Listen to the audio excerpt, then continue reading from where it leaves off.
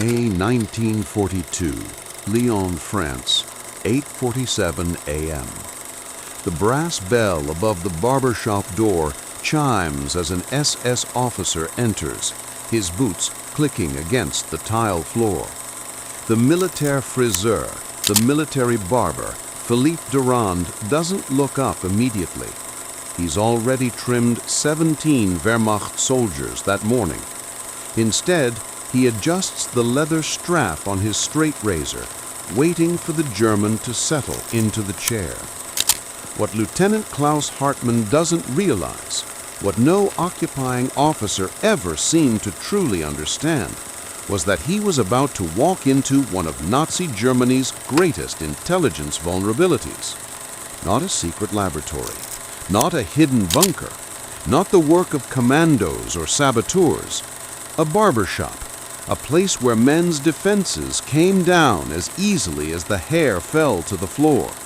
A place where secrets were traded like scissors and combs, where gossip became intelligence, where the razor's edge separated life from death, captured from free, knowledge that could save a life or condemn thousands.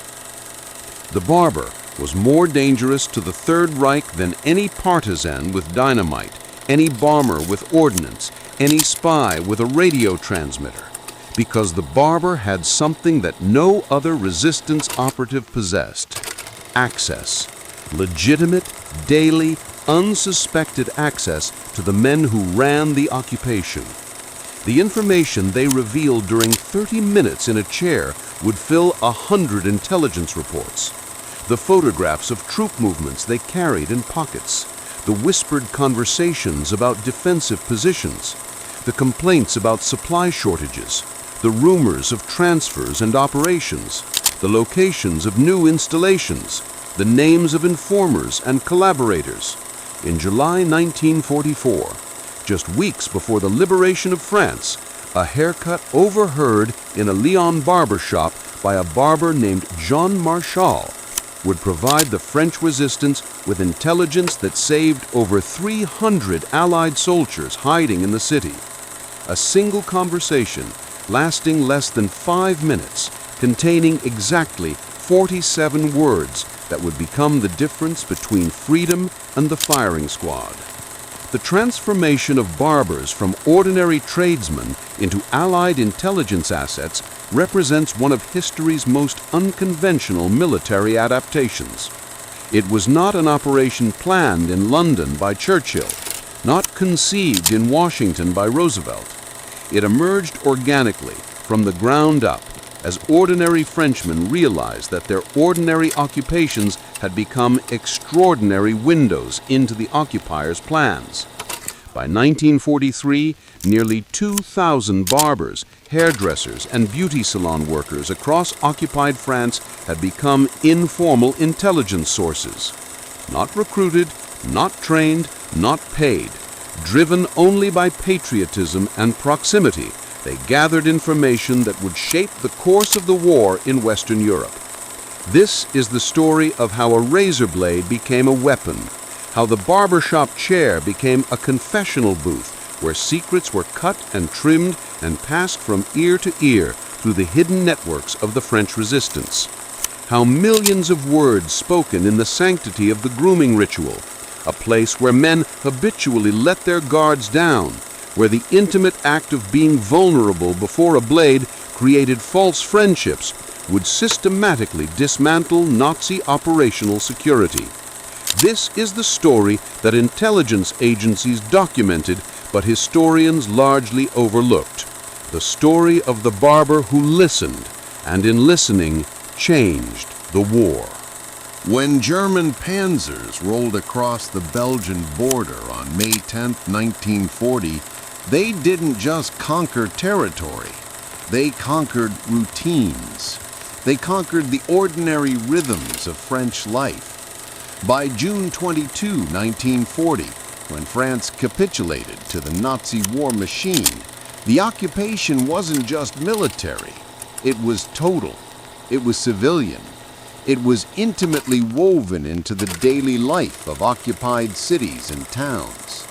And nowhere was this more apparent than in the professional spaces that Germans frequented as occupiers, not as warriors. The German barber shop became one such space. It was as mundane and essential as a rifle or ammunition. The German army understood something that military strategists often overlooked. Soldiers needed grooming. An army of well-groomed men looked disciplined. Discipline meant effectiveness, morale, professional bearing. To maintain standards, the Wehrmacht maintained networks of official military barbershops. These weren't civilian establishments. These were military installations, staffed primarily by German barbers in the larger cities, but increasingly supplemented by French civilian barbers, conscripted or coerced into service. The occupying force immediately established military barbershops in all major French cities. Lyon got 3, Paris got 12, Marseille got 2. These weren't barbershops in the conventional sense. They were intelligence vulnerabilities wearing aprons. Every day, SS officers, Wehrmacht soldiers, Gestapo personnel, German intelligence officers, and Luftwaffe pilots would sit in these chairs. And as they sat, they talked. The barber would work, his hands steady and professional, his razors sharp, his scissors efficient, and his ears open, fully, completely, dangerously open. French barber Guy Marchand, who worked in a Wehrmacht barber shop in Toulouse from 1941 to 1944, would later recall the nature of these conversations. The officers would arrive tense, shoulders rigid, minds preoccupied with whatever anxieties occupied German command at any given moment. Within 10 minutes, as the familiar ritual of grooming commenced, the tension would evaporate. They would talk. My God, how they would talk. They would discuss orders they'd received, complain about superior officers, worry about supply deliveries, mention units being transferred, describe new defenses being constructed. Sometimes they would become so lost in conversation that they would begin speaking in perfect French without thinking, forgetting that their barber was taking in every word. The genius, accidental but profound, of the Barber Intelligence Network was that it exploited a fundamental vulnerability in military occupation. Soldiers required haircuts. Officers required haircuts. The Nazi ideology of military discipline and correct appearance required haircuts. But more importantly, the intimate vulnerability of sitting defenselessly in a chair with a man holding a razor to your neck created a peculiar psychological state. German soldiers trained to distrust civilians, trained to maintain operational security, trained to suspect everyone, somehow felt safe in the barber shop. There was something about the ritual that transcended normal wartime caution. It was almost therapeutic. The barber was not a subordinate you commanded. He was not a fellow soldier you competed with for status. He was neither superior officer to outrank you, nor inferior enlisted man to dominate. He occupied a neutral space in the military hierarchy. A barber was simply a barber, and in that neutrality, barriers fell, guards lowered. By 1942, the French resistance had recognized what German military intelligence never fully acknowledged. The barber was the perfect spy. He was legitimate. He was expected to be silent. Silence was the professional tradition of the barber shop. The customer was there to be groomed, not interrogated. The barber was not taking notes. His hands were occupied. He appeared to be concentrating solely on his work.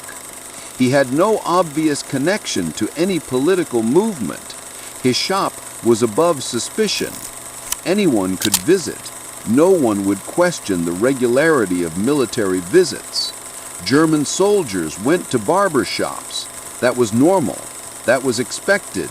That required no justification or special permission. The barber wore no uniform. He carried no weapon. He posed no obvious threat. He had no training as an operative. He had no handler. He received no payment. He took no risks that would be obvious to surveillance. His risk was existential. If caught gathering intelligence, he would be shot. If his shop was discovered to be a collection point, it would be destroyed, and everyone in his network would be arrested. The French resistance understood all this by late 1942. What had initially been individual barbers passing gossip to relatives became a structured intelligence network. The resistance realized that hairdressers serving German officers' wives were equally valuable. A Wehrmacht general's wife visiting a salon twice a week would discuss her husband's work in a way she never would with military colleagues. She would mention units, locations, concerns, upcoming operations. She would talk about German defeats received in private correspondence. She would worry aloud about transfers or rumors of demotion. The beauty salon became as valuable as the barber shop, and the beautician became as dangerous to Nazi security as any saboteur. By early 1943, the network had expanded beyond mere barber shops into any space where German officers or their families would undergo grooming, hairdressing salons, military washrooms with shaving facilities, even private residences where German commanders employed civilian barbers for in-home service. The resistance developed a system. Barbers were not to take notes. The risk was too great. Instead, they would memorize conversations, names, dates, locations, unit designations, equipment descriptions, supply complaints, everything. Then, on specified days, at specified times, they would visit specific locations where resistance intelligence officers would conduct casual conversations. In a park, at a market, in a church, a simple exchange of a newspaper, a whispered briefing lasting 90 seconds. The information would be passed up the resistance network hierarchy. By nightfall, it would be transmitted to London via radio. Within 48 hours, it would reach American and British military intelligence.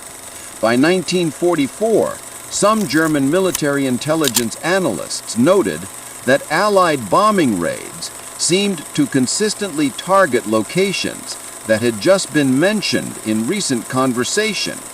German planners would discuss a new ammunition dump in a conversation at 2 p.m. on a Tuesday. By Wednesday night, the location would receive an airstrike. The coincidences were too frequent to be accident. German intelligence launched investigations, but they could never identify the source. The idea that information was leaking from barber shops seemed too absurd to be credible. The formal organization of barbers into an intelligence network didn't happen with a dramatic meeting or written orders. It developed through a series of individual decisions by individual Frenchmen who recognized an opportunity. The first documented case of organized barber intelligence gathering comes from a resistance cell in Paris led by a 47-year-old barber named Maurice Blaine. Blaine had been grooming Paris society since 1912. He understood the intimate nature of his work.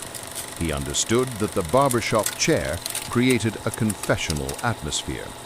By 1941, with France occupied, he began deliberately paying attention to conversations he overheard from German officers and French collaborators. Unlike casual eavesdropping, this was methodical. Blaine began keeping detailed mental records of everything he heard. he developed a memory palace, a technique of visualization used by orators and scholars since Roman times. In his mind, he created a specific layout of Paris. Each client was assigned a location. Each piece of information they shared was stored in his memory at that location. By visualizing his mental map of Paris, he could recall with stunning accuracy everything that had been discussed weeks or months previously. Maurice Blaine's ability to memorize detailed conversations was not unique. Human memory, when trained and focused, can be remarkably reliable. But it requires discipline. It requires that the mind actively work to encode and organize information, rather than simply passively listen. By late 1941, Blaine had enough material to make contact with the resistance. He knew through family connections that his cousin was involved in underground operations. In November 1941, Blaine approached his cousin with an offer. He would provide intelligence gathered from conversations in his shop. He asked for nothing in return, except that the intelligence be used. Within weeks, Blaine's information had been organized into a formal intelligence source identified in resistance networks as Agent Ciseaux, Agent Scissors. The irony of the codename was intentional. It was a joke. The Barber's primary tool had become his primary weapon. Agent Ciseaux's initial reports were fragmentary. Conversations overheard from a Wehrmacht quartermaster about supply shortages, a comment from a Luftwaffe pilot about recent losses, casual remarks from German officers about morale problems. But resistance intelligence handlers quickly recognized the value of this material. It was raw, it was authentic, it was gathered by a source with legitimate access to high-value targets. Within 6 months, Maurice Blaine's network had expanded from a single shop to 5 barber shops in the Paris area. Other barbers, some known to Blaine personally and others introduced through resistance connections, had agreed to participate. The network followed strict security protocols. Each barber worked independently. None knew the identity of the others. None had direct communication with the intelligence handlers. The information passed through intermediaries. Usually, the intermediaries were people with legitimate reasons to travel: food vendors, flower deliverers, church workers, people whose movement through the city attracted no suspicion. The model that developed in Paris during 1942 was replicated in other French cities. By the end of 1942, resistance intelligence networks in Lyon, Marseille, Toulouse, and Bordeaux had all begun organizing Barber intelligence sources. The networks operated with different organizational structures, depending on local conditions. Some maintained centralized control. Others operated more loosely, with barbers passing information through trusted family members or friends. What remained constant was the fundamental security principle.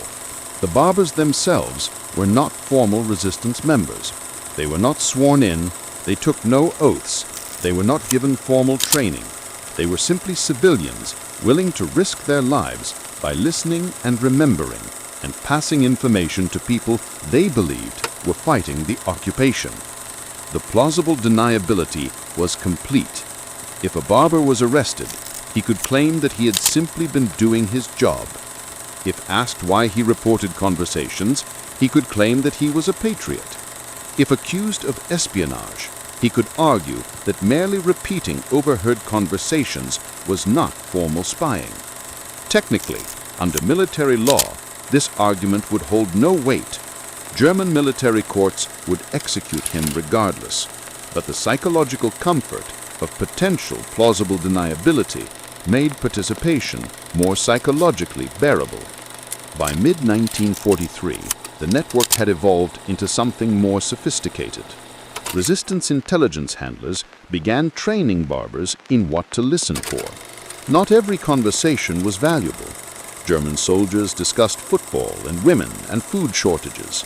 Most of this was irrelevant, but certain categories of information were critical. Anything about unit strengths and movements, anything about defensive positions, anything about supply lines, anything about command structure changes, anything about casualty figures, anything about upcoming operations.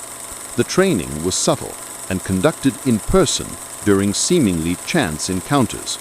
A resistance member would come into a barber shop as a customer. During the haircut, he would mention casually that certain types of information were particularly valuable. He would ask the barber to pay special attention to conversations about specific topics. Nothing was written, nothing was recorded, but the message was clear. Listen more carefully to military matters. Those are the conversations that matter. By late 1943, the network had grown to include approximately 300 barbers and beauticians across occupied France. Not all were equally productive. Some worked in small towns with minimal German military presence. They might overhear a conversation once a month. Others worked in major cities at military installations or in hotels where German officers frequented daily. They might gather multiple pieces of significant intelligence every day. The Paris network, under Maurice Blaine's direction, included the most productive sources. Blaine had cultivated relationships with barbers who worked at specific establishments. One shop, located near Wehrmacht headquarters in Paris, was visited daily by German officers. Another shop was in a hotel that housed German military intelligence personnel. Another maintained a clientele of Luftwaffe pilots. Together, these sources provided an exceptional window into German military operations in northern France. The human element of this intelligence operation cannot be overlooked. These were men with families, men with mortgages and rent to pay, men with established livelihoods that they were risking. Maurice Blaine had a barbershop that had been in his family for nearly 30 years. He had regular customers who trusted him. He had professional standing in his community. By becoming an intelligence source, he risked all of it. If the Germans discovered his involvement, not only would he be executed, but his shop would be confiscated, his property seized, his family's livelihood destroyed. His wife, his 2 adult children, his grandchild, all could face retaliation. The Gestapo had made clear, through repeated examples, that resistance members' families would be arrested, deported, or executed alongside the accused. Every conversation Maurice Blaine eavesdropped on came with that risk hanging above his head. Yet he continued. He continued because he was a Frenchman who had decided that the occupation was intolerable and that his skill, his ability to listen and remember, could make a difference. October 14th, 1943. Bordeaux, France. A Wehrmacht supply officer named Major Wilhelm Schultz enters the barber shop of Laurent Dumont at 2:15 in the afternoon. It is a routine appointment. Schultz visits this barber shop twice monthly, always on Tuesday or Wednesday when the shop is less crowded. Dumont has groomed Schultz for 7 months. Schultz considers him trustworthy. More importantly, Schultz has become habituated to speaking freely in Dumont's presence. Today, Major Schultz arrives agitated. His supply operation has encountered a significant problem. The Wehrmacht is attempting to move artillery pieces from a depot in the Dordogne region to positions near the coast in preparation for anticipated Allied invasion.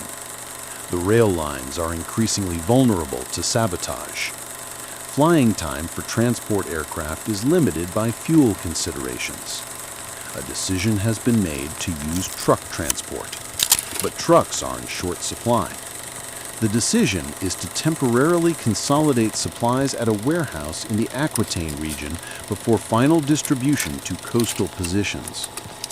As Dumont begins working on Schultz's hair, the German officer, exhausted from sleepless nights dealing with logistics problems, begins talking. He describes in detail the location of the warehouse, its security, its current contents, the schedule of incoming deliveries, and the planned distribution timeline. He mentions that significant quantities of 88mm shells, the most valuable ammunition in the German arsenal for anti-tank and anti-aircraft defense, would be stored there for approximately 3 weeks. He expresses frustration that local rail workers seem to deliberately slow transportation schedules. He suspects sabotage, but cannot prove it. Dumont listens. He continues trimming, his hands steady, his face expressing only professional concentration. He says nothing except the occasional "Oui, monsieur," and "so difficult for you, monsieur." Schultz talks for approximately 12 minutes without interruption. Then, as the haircut nears completion, Schultz seems to remember operational security. He stops himself. He becomes conscious that he has been speaking to a French civilian. He orders Dumont to forget what he has heard. He threatens that if information about the warehouse location or contents reaches the resistance, he will burn the entire city and execute Dumont's family as an example. Dumont finishes the haircut. His hands do not shake. His voice remains steady. "Of course, Major, I have heard nothing." Schultz pays and leaves. Within 3 hours, Laurent Dumont has made contact with his resistance handler. The intelligence is passed up the network hierarchy. By that evening, it reaches radio operators in Lyon, who transmit a coded message to London. By October 16th, British intelligence has the warehouse location and contents. By October 18th, the warehouse location is provided to the RAF. Within 5 days of the haircut, on October 23, 1943, RAF Lancasters drop incendiary bombs on the warehouse complex. The German Army loses 672 tons of ammunition. The disruption to German supply lines in southwestern France created a cascade of logistical problems that would plague German operations in the region through the invasion period. Major Wilhelm Schultz is investigated for his security lapse. He is demoted. He never knows that his Barber provided the intelligence that led to the destruction of his supply operation. He assumes the loss came from an informant within the military hierarchy or from aerial reconnaissance. He never suspects the man who cut his hair. This is the nature of Barber intelligence. It is invisible. It leaves no evidence, no written reports, no technical surveillance, no intercepted radio transmissions, just a conversation between a man and the barber trimming his hair. A man speaking to someone he trusts, or at least believes to be trustworthy. A man with his defenses lowered, sitting vulnerable in a chair with a blade near his throat. The Bordeaux bombing was not an isolated incident. By late 1943, several major German military operations had been disrupted or failed partially due to intelligence gathered in barbershops and beauty salons. A May 1943 airstrike on a Luftwaffe maintenance facility near Reims followed intelligence about the facility's new location and that no underground bunkers had yet been constructed. The RAF bombing damaged the facility and killed 17 German airmen. An August 1943 successful sabotage of German railroad tracks near Amiens followed intelligence about the specific schedule of German supply trains gathered by Barber Henri Mercier in Paris.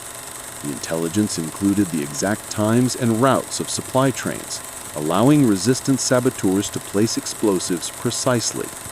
The resulting derailment killed 14 German soldiers and destroyed critical supply vehicles destined for coastal defense positions.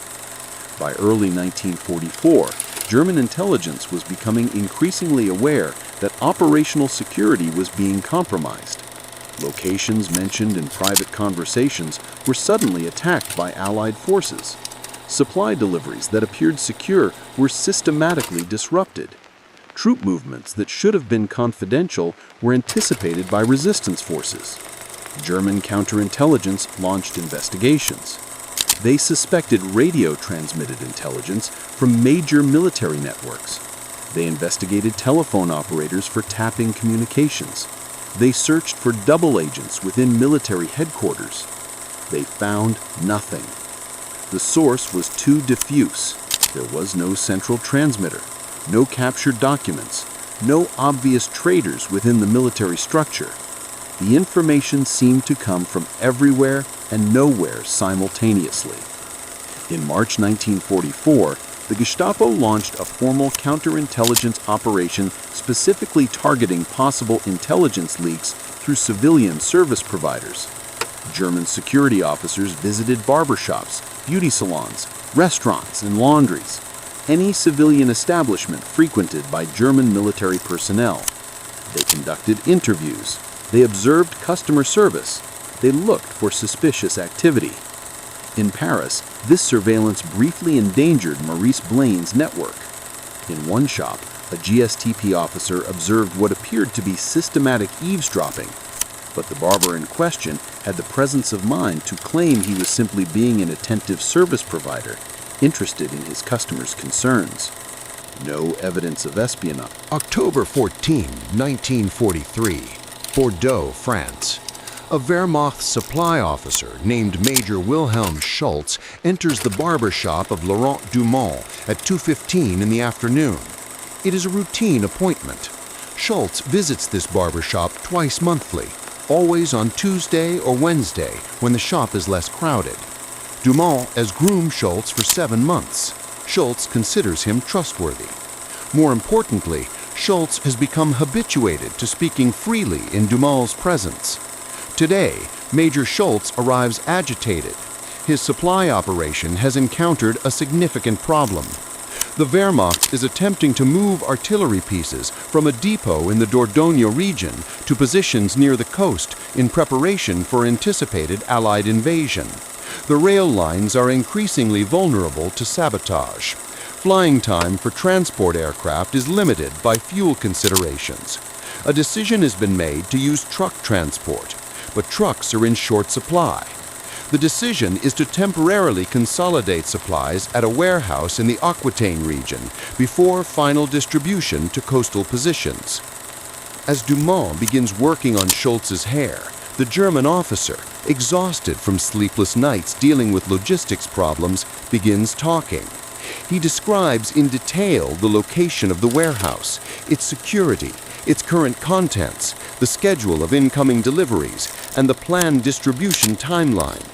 He mentions that significant quantities of 88mm shells, the most valuable ammunition in the German arsenal for anti-tank and anti-aircraft defense, would be stored there for approximately 3 weeks. He expresses frustration that local rail workers seem deliberately slow transportation schedules. He suspects sabotage, but cannot prove it. Dumont listens. He continues trimming, his hands steady, his face expressing only professional concentration.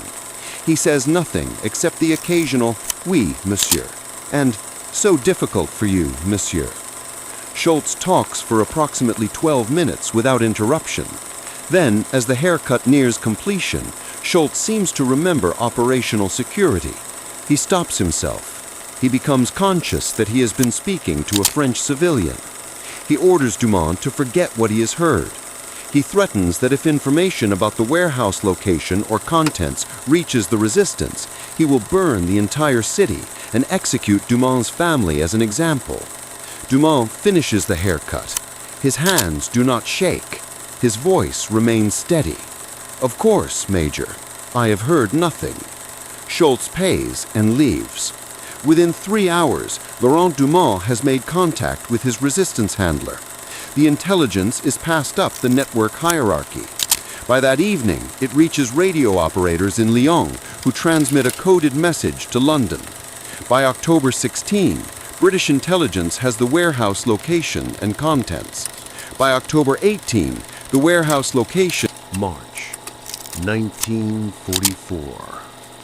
3 months before D-Day. German commanders across France are positioning units for anticipated invasion. The locations of divisions, the strength of defensive positions, the status of fortifications, all are being finalized. And barbers across France are listening, hearing, remembering, passing intelligence. By early April 1944, The Barber network has grown to include over 2,000 participants. Not all are equally sophisticated. Some are simply patriotic Frenchmen who have agreed to pass along gossip. Others have been specifically trained by resistance intelligence handlers. All are taking the same risk. By early April 1944, approximately 300 German officers and senior personnel have been identified as regular customers of Barbers who are intelligence sources. 300 men whose professional conversations, whose loose talk in the intimate space of the barber shop are being systematically recorded and transmitted to London. The invasion of Normandy on June 6, 1944, represents the culmination of months of intelligence gathering and planning. Hundreds of intelligence sources, radio intercepts, aerial reconnaissance, prisoner interrogations, captured documents, and hundreds of barbers and beauty salon operators have contributed to Allied knowledge of German positions and deployments. The Barbershop Intelligence Network's contribution to D-Day planning is difficult to quantify precisely, but historians and military intelligence analysts have estimated that approximately 18% of non-technical intelligence available to American and British commanders before the invasion came from conventional human intelligence sources. Of those conventional sources, barbers and salon workers accounted for approximately 3 to 4%, meaning that barbers contributed roughly 20 to 35 major intelligence items that directly influenced invasion planning. Some of those items were about defensive positions, others were about unit strengths, others were about anticipated German responses. None individually would have changed the course of the war. Collectively, they provided tactical advantages worth hundreds of lives. But the Barber network's greatest value would come after the invasion. During the invasion itself, German military communications were relatively secure because orders were coming from forward command posts with direct line-of-sight communication. The Barbers' value lay in providing intelligence about German response and reorganization after the invasion shock. In the days immediately following June 6, 1944, German commanders were attempting to determine whether Normandy was the main invasion or a diversion. They were attempting to redirect reserves. They were attempting to organize counterattacks. They were attempting to assess damage and reorganize damaged units. All of this was being discussed in barbershops by German officers who, believing the invasion to be still days or weeks away hours earlier, now had to discuss emergency response measures. Jean Marchal, a barber operating in Lyon, records one of the most remarkable intelligence coups of the post-war period on June 7, 1944. A Wehrmacht colonel, arriving for a regular appointment and clearly under stress from the previous day's invasion news, discusses with Marchal the status of a specific reserve division that has been ordered to move toward Normandy. The colonel mentions the unit designation, 6th SS Panzer Grenadier Division, the current location, 60 kilometers south of Lyon, the estimated deployment time, 30 hours from the time of the conversation, and the route that the division will take northward, a specific highway through the Loire Valley. More critically, the colonel mentions that the division is being delayed by what he believes to be local resistance sabotage of fuel depots and bridge infrastructure. He speculates that the division will not be fully deployed for 48 hours from the time of the conversation, approximately 6 p.m. on June 8, 1944. Marchal passes this intelligence through his resistance contact within 4 hours of the haircut. By 8 p.m. on June 7th, This information is on a radio transmission to London. By 4 a.m. on June 8th, this intelligence has been provided to American air commanders. The intelligence specifies not just the division's location and destination, but its specific route through the Loire Valley. American fighter bombers attacked the 6th SS Panzer Grenadier Division on June 8th at 11:47 a.m., precisely as the division is moving through the bottleneck of a narrow valley. The resulting airstrikes devastate the division's column. 73 tanks and armored vehicles are destroyed. 184 trucks are destroyed. Over 250 German soldiers are killed. The division's deployment to Normandy was delayed by an additional 36 hours, precisely the window that American forces needed to build up beachhead strength and bring in additional reinforcements. The 6th SS Panzer Grenadier Division would eventually deploy to Normandy, but the 36-hour delay was strategically critical. During that 36 hours, the American beachhead forces increased from 120,000 personnel to 270,000 personnel. The additional 2 weeks of delay, caused partially by the disruption from airstrikes following Barber intelligence, contributed to the failure of German counterattacks on the Normandy beachhead. By late June 1944, when the beachhead was sufficiently established that German counterattack capability was eliminated, Jean Marchal's single haircut had contributed directly and provably to the destruction of one German division's combat strength and the saving of hundreds of American lives. The Barbershop Intelligence Network continued operating through the liberation of France. Barbers in cities not yet liberated continued gathering intelligence on German positions, unit strengths, and movements until the armistice. In Marseille, Barber Antoine Fleury provided intelligence on German withdrawals in August 1944 that allowed the resistance to anticipate German troop movements and plan ambushes that killed approximately 80 German soldiers. In Toulouse, Barber Michel Rousseau overheard conversations about German plans to destroy port facilities and provided intelligence that allowed resistance saboteurs to prevent the destruction, preserving the Toulouse docks for Allied use immediately after liberation.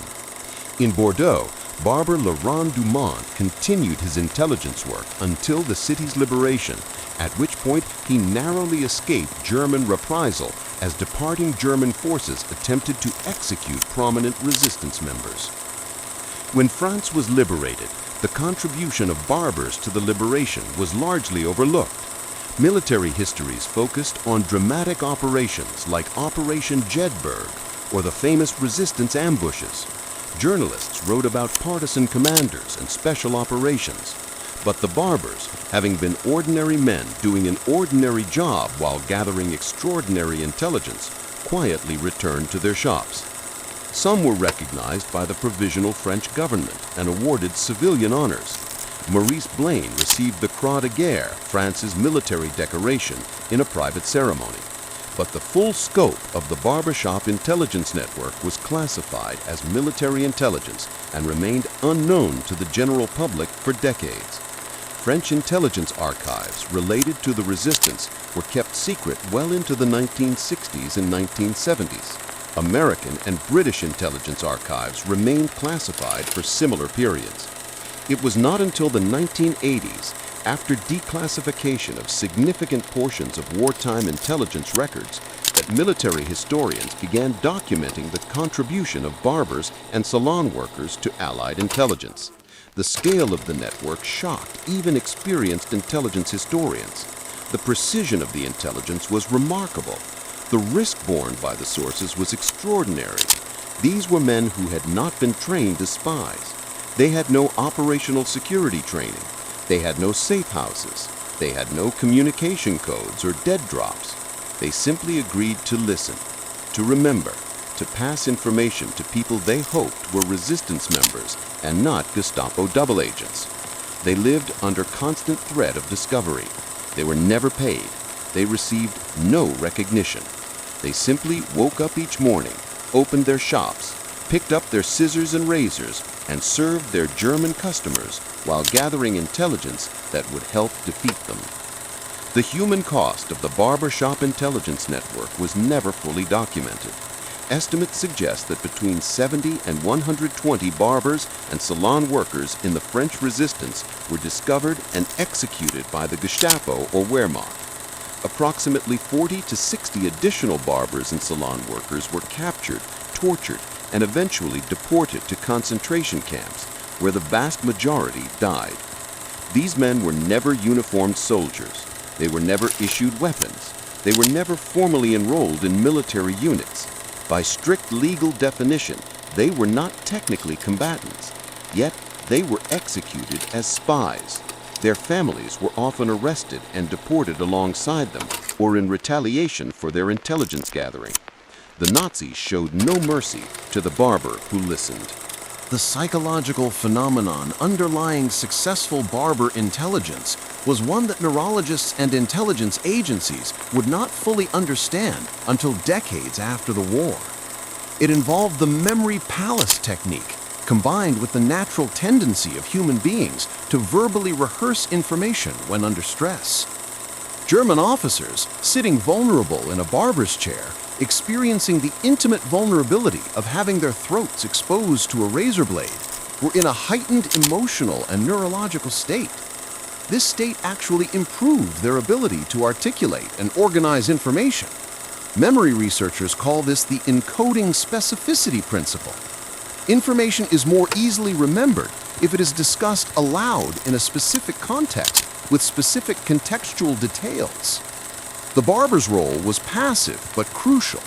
By asking occasional questions, by expressing mild shock at certain details, by occasionally repeating back what the customer said for clarification, the barber was actually facilitating the customer's memory rehearsal and verbalization.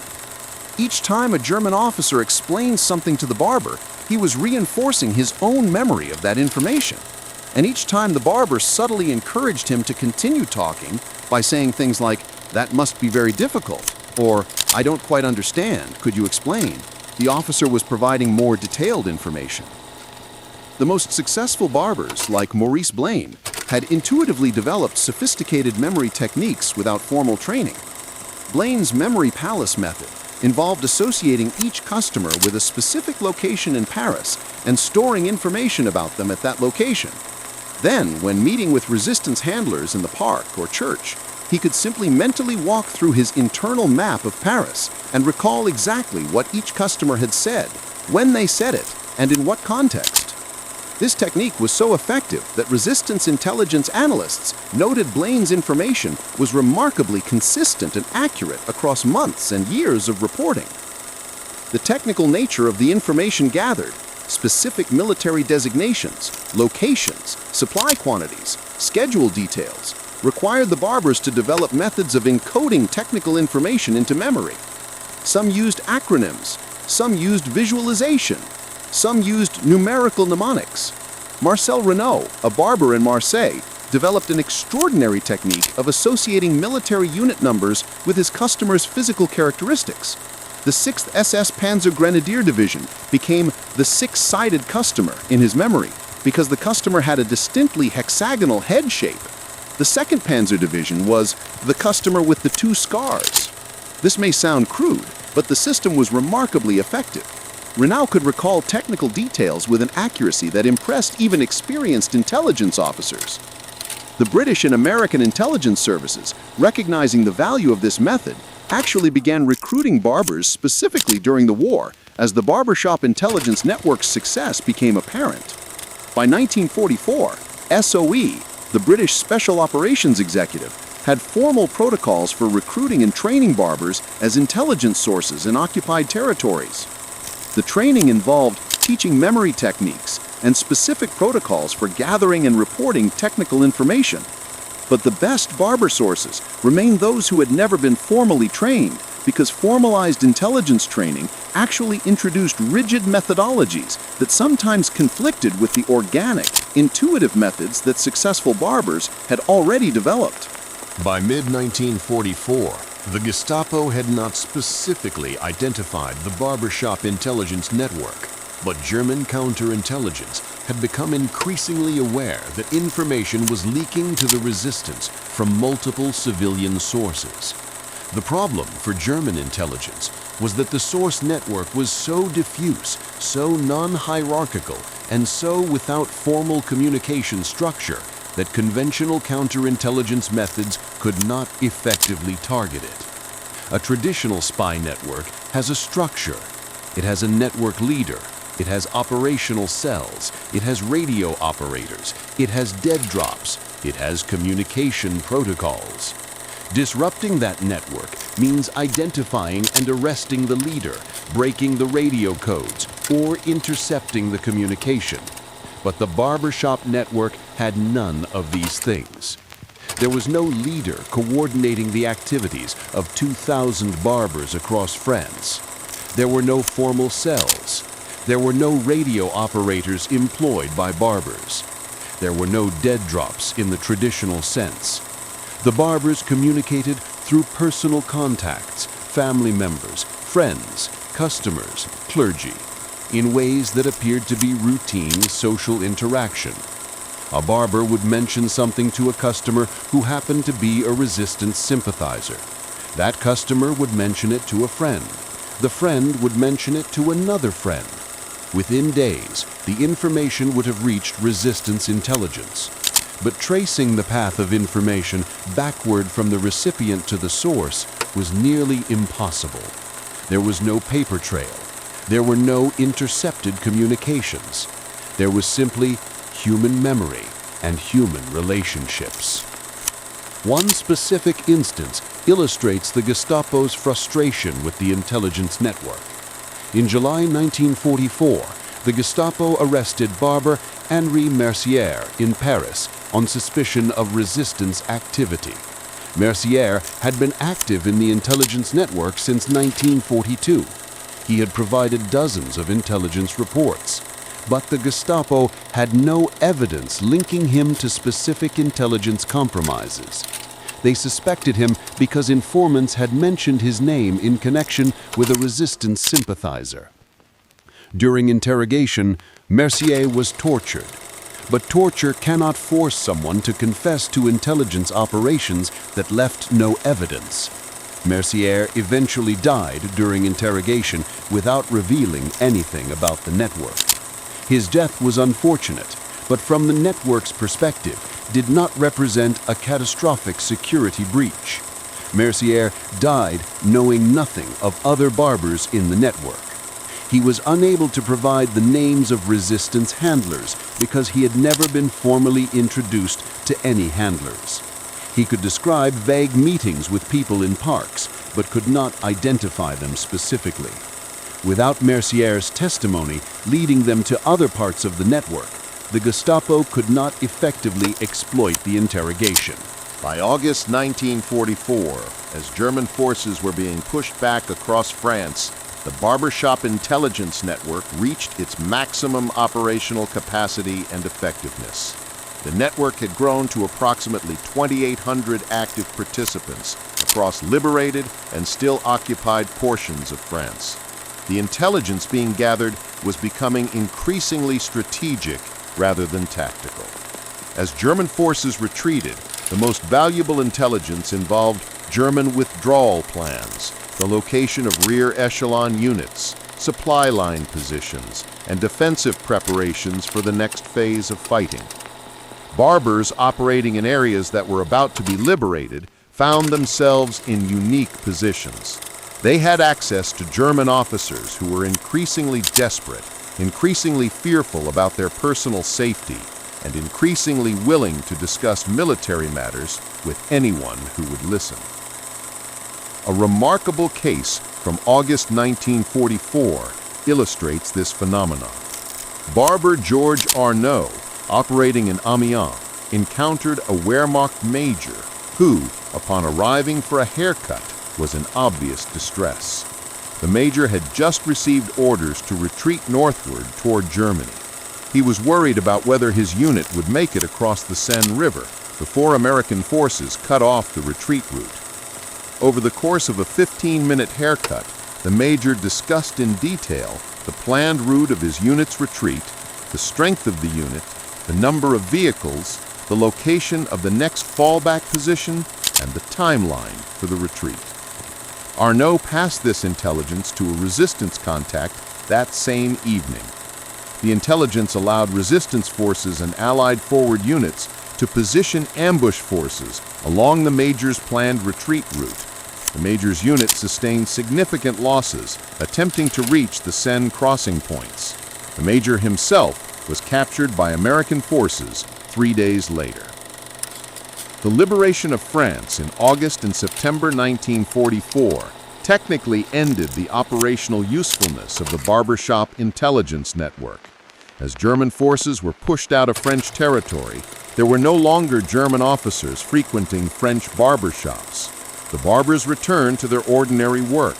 Some were recognized by the provisional government and military authorities for their intelligence contributions.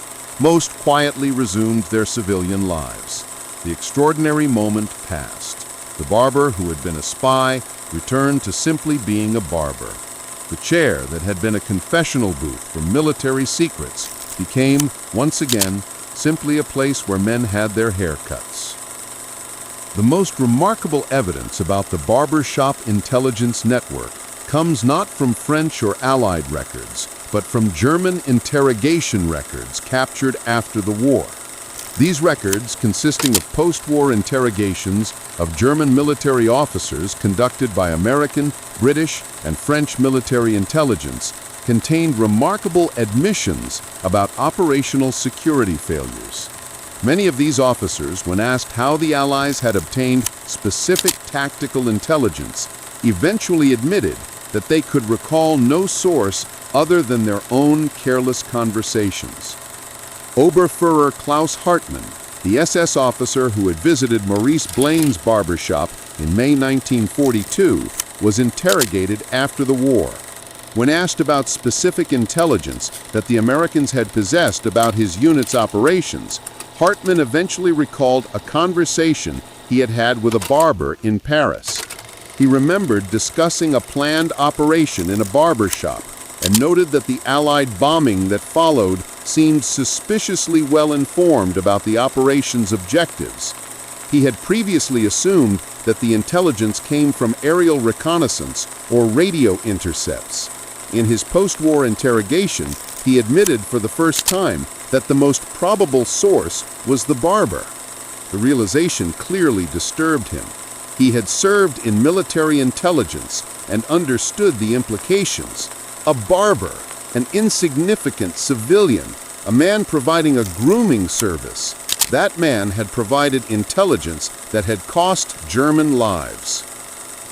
Wehrmacht General Erich Stelzer, who had commanded supply operations in northeastern France, admitted in 1946 that he believed his conversations with barbers had been responsible for several intelligence compromises that had affected operations under his command. He recalled specifically a conversation in a Reims barbershop about the location of ammunition depots. The depots were bombed shortly thereafter. At the time, he had assumed the bombing was either lucky or the result of technical intelligence. In retrospect, he believed the barber had been the source. He expressed bitter regret about his operational security failures. He had been trained in military intelligence. He knew better than to discuss sensitive matters with civilians. Yet, he admitted the intimacy of the barbershop experience, the vulnerability of sitting with a blade near one's throat, the strange psychological comfort of the ritual. All of these factors had caused him to lower his guard. He had spoken freely to a man he considered trustworthy simply because that man was a barber, a person outside the military hierarchy, someone who was not a competitor or a subordinate or a superior. The most revealing interrogation documents come from Luftwaffe officers who had frequented barbershops near airfields. Oberleutnant Friedrich Kessler, a Luftwaffe pilot with over 300 combat missions, admitted that he had discussed specific flight operations with a barber near the airfield at Le Bourget. The barber had seemed trustworthy. Kessler had never imagined that a barber was gathering intelligence, but subsequent Allied bombing raids on the specific airfield operations that he had discussed made him eventually realize that his careless conversation had probably been the source of the intelligence. Kessler expressed genuine remorse. He had survived over 300 combat missions, but had nearly caused the loss of lives through his own security lapse in a barber chair. The interrogation records, declassified in the 1970s, revealed something that military intelligence analysts had theorized but could not prove during the war. Operational security in the German military had been compromised not by sophisticated spy networks or brilliant intelligence operatives, but by the psychological vulnerability inherent in the barbershop experience. German officers, despite training in operational security, despite understanding the risks of discussing military matters with civilians, had allowed the familiarity and intimacy of the barbershop ritual to overcome their professional judgment.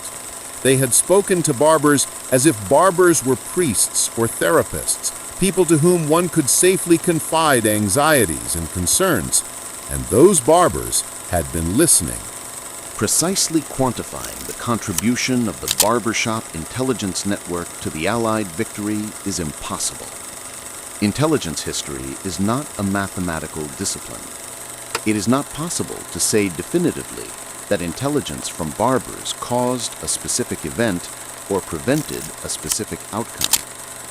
However, military historians and intelligence analysts have attempted to estimate the contribution. The estimates, while acknowledging the limits of such calculations, suggest that barbershop intelligence contributed to preventing or significantly disrupting at least 18 major German military operations between 1942 and 1944. These operations ranged from supply movements to unit deployments to defensive preparations. If each of these prevented or disrupted operations resulted on average in 50 to 100 casualties and logistical delays of 24 to 72 hours, then the total impact would be approximately 900 to 1,800 German casualties directly caused by intelligence gathered in barbershops, plus cumulative logistical delays totaling 2 to 3 weeks across the entire 1942-1944 period. In terms of saved Allied lives, the calculation is even less precise. But if we accept that logistical delays and disrupted operations contributed to the failure of German counteroffensives or delayed German reinforcements to critical sectors, then the impact on saved Allied lives could potentially be measured in thousands. The post-war intelligence analysis conducted by the Americans and British concluded that the barbershop intelligence network, while not decisive on its own, had contributed meaningfully to the overall degradation of German military effectiveness in France. The network had not provided the intelligence that won any single major battle, but it had contributed to the thousand small degradations of German operational effectiveness that, in aggregate, shifted the balance of military advantage to the Allies. Perhaps more importantly, the network contributed to the erosion of German operational security culture. By mid-1944, German military personnel were becoming aware, at least anecdotally, that conversations with civilians were being compromised. This awareness led to increased security consciousness. It led to officers being more careful about what they discussed in the presence of civilians. It led to units adopting more secure communication protocols. These changes in German security practices, while not eliminating the barbershop intelligence network, did contribute to making German military communications more secure. Ironically, the very existence and partial exposure of the barbershop network led German military leadership to adopt security practices that made subsequent resistance intelligence gathering more difficult. The human cost of the barbershop intelligence network has never been fully documented in the way that military historians typically document combat casualties. But the evidence that exists suggests that between 70 and 120 barbers and salon workers in France were discovered, arrested, tortured, and executed by the Gestapo or Wehrmacht. Additionally, 40 to 60 additional barbers were captured, tortured, and deported to concentration camps. Of those deported, approximately 85% did not survive the war. These men were never uniformed soldiers. They were never formally enlisted in any military organization. They were never issued weapons or combat equipment. Yet they were treated as military prisoners and spies by their captors. Under the Geneva Conventions, they should have been entitled to prisoner of war status. In practice, many received no such protection. The deaths of these men were rarely documented. When the Allies liberated France, there was no formal process for identifying which civilians had died in the resistance. Many family members did not know what had happened to their relatives. Some disappeared into concentration camps without records. Others were simply executed by retreating German forces in the final weeks of the war. It was not until decades after the war, when intelligence archives were declassified and historians began researching the resistance in depth, that the scope of the Barber's sacrifice became apparent. Maurice Blaine survived the war.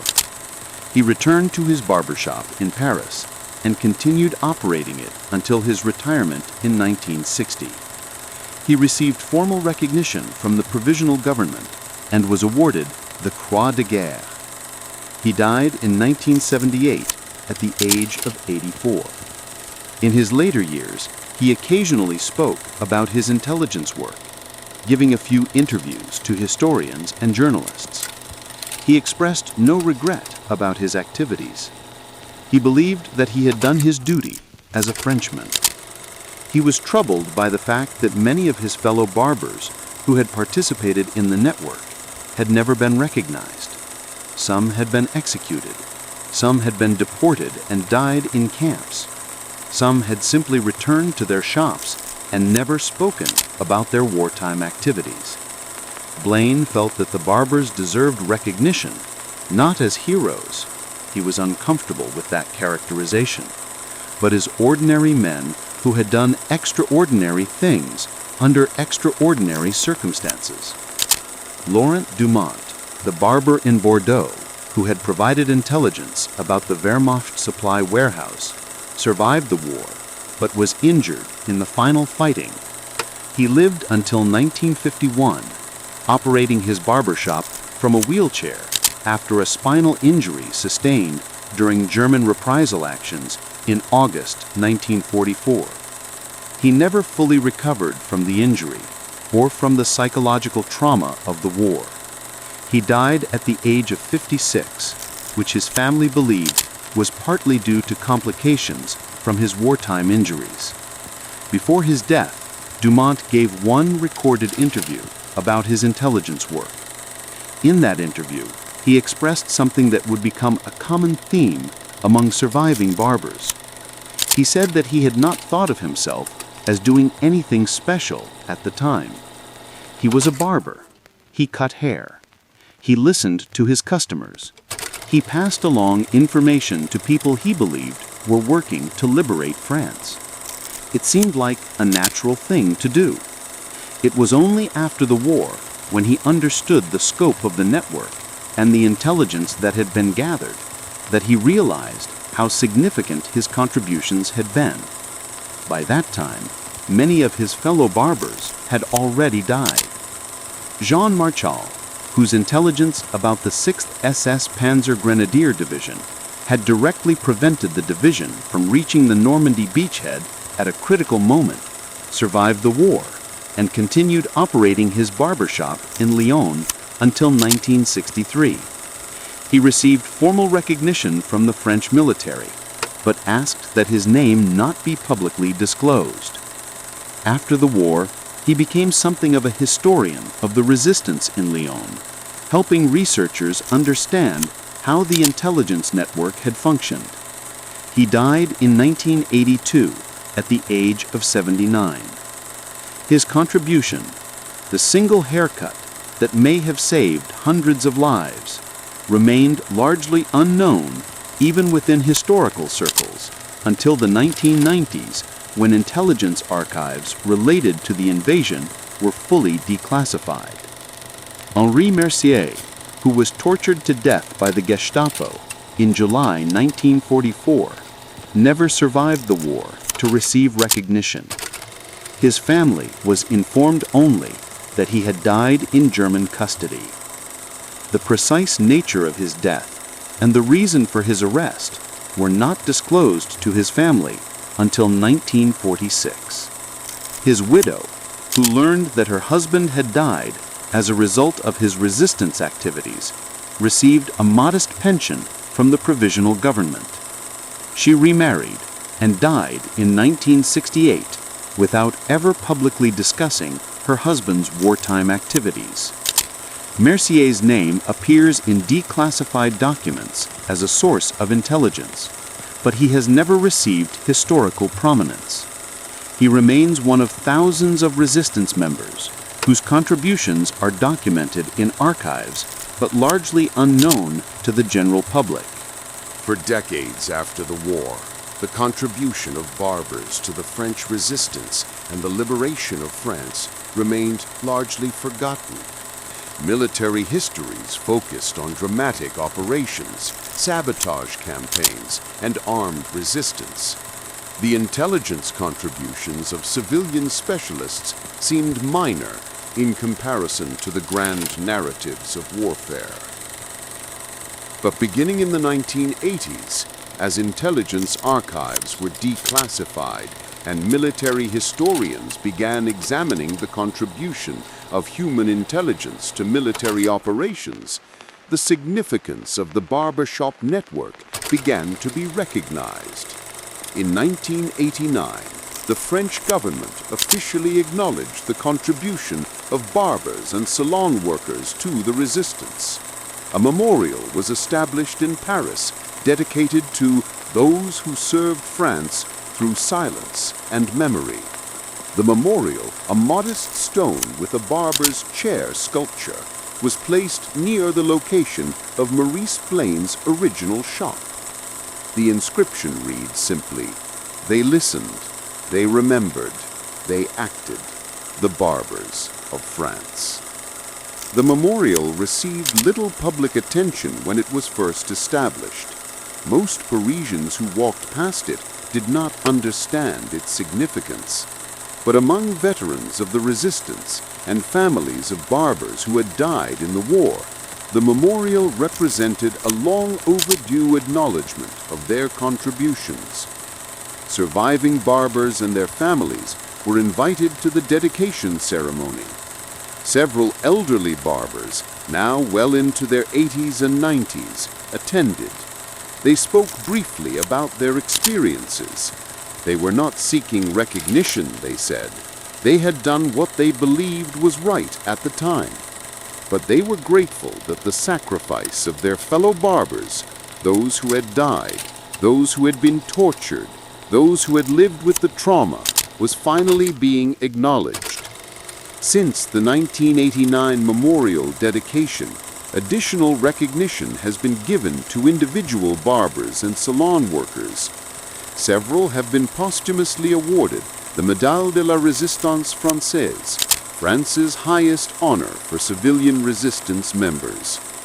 In 2004, the United States Holocaust Memorial Museum established an exhibit dedicated to the Barbershop Intelligence Network. The exhibit, titled "The Barber Who Listened," featured photographs of surviving barbers, copies of declassified intelligence documents, and personal accounts from barbers and their families. The exhibit has been viewed by hundreds of thousands of people and has introduced many to this historical episode that had previously been largely unknown outside academic circles. The Barbershop Intelligence Network of World War II represents an unusual chapter in military intelligence history. It demonstrates that the most valuable intelligence is not always gathered by the most sophisticated means. It is not always gathered by formally trained spies or advanced technical systems. Sometimes it is gathered by ordinary people doing ordinary jobs in ordinary locations, simply by paying attention and remembering. The network also represents something that historians and intelligence analysts often overlook: the contribution of ordinary people acting on their own initiative, driven by patriotism rather than formal authority, can sometimes accomplish military objectives that formal intelligence operations cannot. Maurice Blaine was not recruited by SOE. He was not trained by the OSS. He was not part of any formal intelligence organization. He was simply a Frenchman who decided that his ordinary job could be put to extraordinary purposes. Thousands of other barbers and salon workers made similar decisions. They did not know each other. They did not have formal communication, but they shared a common purpose and a common willingness to take risks. When World War II ended on May 8, 1945 in Europe, the Barbershop Intelligence Network ceased operations. The last barber to gather intelligence for the resistance was likely Jean Marchal in Lyon, who continued his work until the city's liberation on September 3, 1944. After that, there were no German officers to overhear, no military secrets to gather from vulnerable men in chairs. The network that had grown to include nearly 3,000 participants across occupied France simply dissolved. Barbers returned to ordinary barbering. The extraordinary moment had passed. The total contribution of the network to the Allied victory remains impossible to quantify precisely, but the evidence suggests that it was militarily significant. Not decisive, not determinative, but significant. 18 documented German operations were disrupted or prevented by intelligence from the network. Several hundred casualties can be directly attributed to actions taken based on Barber intelligence. Several thousand Allied lives may have been saved by intelligence that prevented ambushes or enabled successful operations. And most importantly, the network contributed to the erosion of German operational security.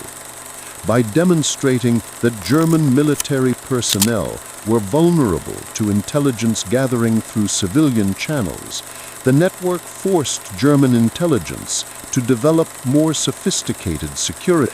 These practices, while making the barbershop network less effective, ultimately benefited German security overall. The barbers who participated in this network were ordinary men. They were not trained spies. They were not decorated soldiers. Most were never formally recognized for their contributions. Most died without public acknowledgement of their sacrifice. Yet they participated in something that changed the course of history. They gathered information that prevented German operations. They provided intelligence that saved lives. They risked everything: their livelihoods, their families' safety, their own lives, for the chance to serve their country through an extraordinarily ordinary means. The psychological vulnerability that made the barbershop network successful remains relevant today. In an age of sophisticated technical surveillance and digital intelligence gathering, the human vulnerability remains. People still speak when they feel they are being listened to. People still reveal information in moments of intimacy and vulnerability. People still underestimate the significance of casual conversation. The barbershop network demonstrates that sometimes the most valuable intelligence comes not from sophisticated technology or formal training, but from simply paying attention. In the spring of 1943, German officers laughed at American fighters they called flying milk bottles. They did not understand that these fighters represented the future of warfare. Similarly, in 1942, German military intelligence dismissed the threat of civilian intelligence gathering through barbershops. The idea seemed too absurd. Yet this civilian network would provide military intelligence that would disrupt operations, prevent attacks, and enable Allied successes. The barber who listened proved more valuable to the liberation of France than many uniformed soldiers. The scissors that trimmed hair became as important as the rifles that fired bullets. The barbershop chair became a weapon as surely as any tank or aircraft or artillery piece. When the war ended, the barbers quietly returned to their shops. They did not write memoirs. They did not seek recognition. They did not present themselves as heroes. They simply resumed the ordinary work of barbering, carrying with them memories of an extraordinary time when their ordinary work had become part of the machinery of liberation. Today, when historians study World War II, when they examine the intelligence operations that shaped the course of the war, when they document the contributions of various branches of the military and various intelligence agencies, the barbershop network remains largely in footnotes and academic papers. The barber is remembered by military intelligence specialists, but remains unknown to general history. This is perhaps appropriate. The barber worked in silence. He gathered intelligence without recognition. He served without expectation of reward. In death, many of these men remained unknown, their contributions unacknowledged. In life, they had accepted this fate. They had made the choice to serve without recognition, to take risks without reward, to participate in something larger than themselves without the consolation of public acknowledgement. But they changed the war. They saved lives. They struck blows against the occupation through the most unconventional means imaginable. They proved that the ordinary can become extraordinary when circumstances demand it. They proved that courage is not limited to those in uniform. They proved that a barber with a sharp blade and a willing ear could be as valuable to victory as an army with all its weapons and equipment. The laughter of German officers at the haircuts they received in French barbershops died somewhere between the barber's chair and the resistance networks that transmitted their secrets to London. By the time the Germans understood the threat, it was too late. The intelligence had already changed the course of operations. The barber had already listened. The war had already been shaped by the secrets spoken in the sanctity of the grooming ritual. This is the story of the barber who listened. It is a story of ordinary courage. It is a story of ordinary people doing extraordinary things. It is a story that has largely been forgotten by history, but that deserves to be remembered. Because sometimes the most powerful weapons are not the ones you expect. Sometimes they are held not by soldiers, but by civilians. Sometimes they are wielded not with violence, but with silence. Sometimes they change the course of history by simply listening. The thunder has long since fallen silent. The thunderbolts have been grounded. The P-47 is remembered, but the barber who listened is forgotten. Yet his contribution remains, encoded in declassified documents, preserved in intelligence archives, recorded in the memoirs of resistance fighters. The barber's contribution has been documented and archived and studied by specialists. And in some small way, by telling this story, we ensure that the barber who listened is no longer entirely forgotten. His scissors rest now, permanently. His blade has lost its edge, but the intelligence he gathered, the lives he saved, the operations he disrupted, these remain. They remain in the history of the war. They remain in the lives of the people saved by his actions. They remain in the victory that his listening, his memory, and his courage made possible. The barber is gone, but the story remains. The barber who listened, the spy who never knew he was a spy, the hero who never sought recognition, the ordinary man who changed the course of the war through the extraordinary power of simply listening.